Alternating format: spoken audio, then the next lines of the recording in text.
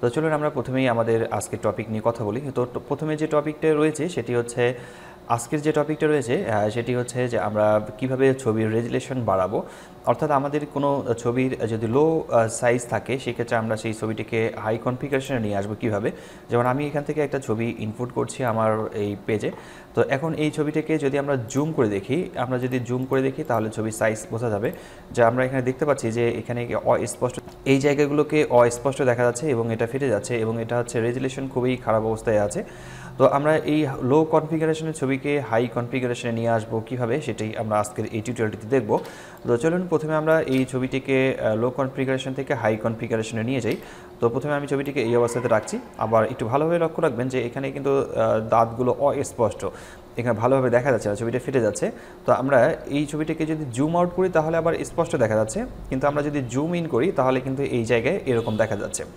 তো আমাদের এই ছবিটিকে প্রিন্ট করলে খুব খারাপ দেখা যাবে এবং হচ্ছে যে আমরা যদি কালার প্রিন্ট করতে চাই সেটা খারাপ আসবে এবং বিভিন্ন জায়গায় যদি ছবিটা ব্যবহার করতে চাই সেক্ষেত্রেও আমাদের ছবিটাই এখন খারাপ দেখা যাবে। তো আমরা প্রথমেই যে কাজটি করব সেটি হচ্ছে আমরা এই ছবিকে নিয়ে আসার পর ইমেজ লেখাতে ক্লিক করব। ইমেজ লেখাতে ক্লিক করার পর এখান থেকে ইমেজ সাইজ লেখাতে ক্লিক করতে হবে।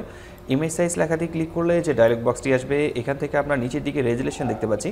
নিচের দিকে এখানে রেজুলেশন দেওয়া রয়েছে 72, অর্থাৎ আমাদের এখানে 72 রেজুলেশন আছে। তো আমরা যদি কোনো ছবিকে প্রিন্ট করতে চাই অথবা কোনো ওয়েবসাইটে আপলোড করতে চাই সেই ক্ষেত্রে আমাদের ছবির রেজুলেশন নর্মালি রাখা উচিত, সেখানে হচ্ছে 300।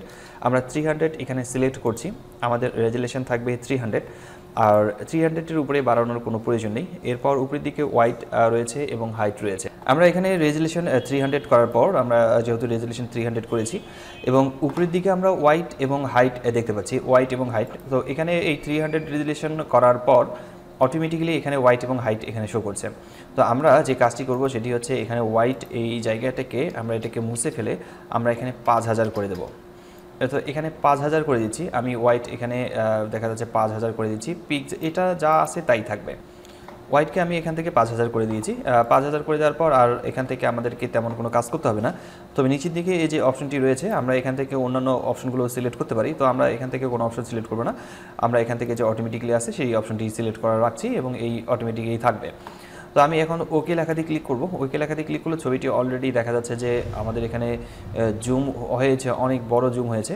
তো আমি ছবিটিকে এখন আরেকটু দেখাই, সেটি হচ্ছে যে আপনারা একটু আগে যেটি দেখেছিলেন সেটি হচ্ছে যে এই জায়গাগুলো অস্পষ্ট ছিল, খুবই অস্পষ্ট ছিল এবং দেখা যাচ্ছিল না, রেজুলেশন ফেটে যাচ্ছিল। তো এখন মোটামুটি ছবির রেজুলেশনটা বেড়ে গেছে। তো এই ছবিটিকে এখন যদি আমরা প্রিন্ট করি অন্য কোথাও ব্যবহার করি তাহলে পারফেক্টলি ব্যবহার করা যাবে। এছাড়াও আমরা যদি ছবির লাইট একটু বাড়াতে চাই তাহলে কন্ট্রোল ইউ প্রেস করব। কন্ট্রোল ইউ প্রেস করে আমরা যে এখান থেকে কালারের রেজুলেশন আছে এখান থেকে কালার রেজুলেশনগুলো একটু চেঞ্জ করে নিতে পারি। তো আমি এখান থেকে কালার রেজুলেশন একটু চেঞ্জ করে নিচ্ছি। আমরা লাইট বাড়ানোর জন্য কন্ট্রোল এল চাপ দেবো। কন্ট্রোল এল চেপে আমরা যে ডায়লগ বক্সটি পাবো এই ডায়লগ বক্সটি থেকে আমাদেরকে একটু লাইট বাড়ানো এবং কমানোর কাজটি করে নিতে হবে। আমি এখান থেকে একটু লাইট অল্প একটু বাড়িয়ে দিচ্ছি এবং হচ্ছে এখান থেকে একটু লাইটের কাজ করে নেব। তো এরপর আমরা ছবিটিকে ওকে লেখাতে ক্লিক করছি। তো এখন ছবিটি পারফেক্টলি আমরা এখন প্রিন্ট করতে পারবো, আমাদের ছবিটি এখন তৈরি হয়ে গেছে। তো এখন জুম করলে ছবিটি ফাটবে না, আগে যেরকম জুম করলে ছবিটি ফাটছিল ঠিক এখন জুম করলে ছবিটি ফাটছে না। তো রেজুলেশন ঠিক এভাবে বাড়াতে হবে, রেজুলেশন ঠিক আমরা এভাবেই বাড়াবো এবং এভাবে ছবি রেজুলেশন বাড়ানোর পর এই ছবিটিকে আমরা যে কোনো জায়গায় ব্যবহার করতে পারবো। তো আজকের টিউটোরিয়ালটি এই পর্যন্ত ছিল, দেখা হচ্ছে পরবর্তীতে নতুন কোনো টিউটোরিয়ালে। ততক্ষণ পর্যন্ত সবাই ভালো থাকবেন, সুস্থ থাকবেন।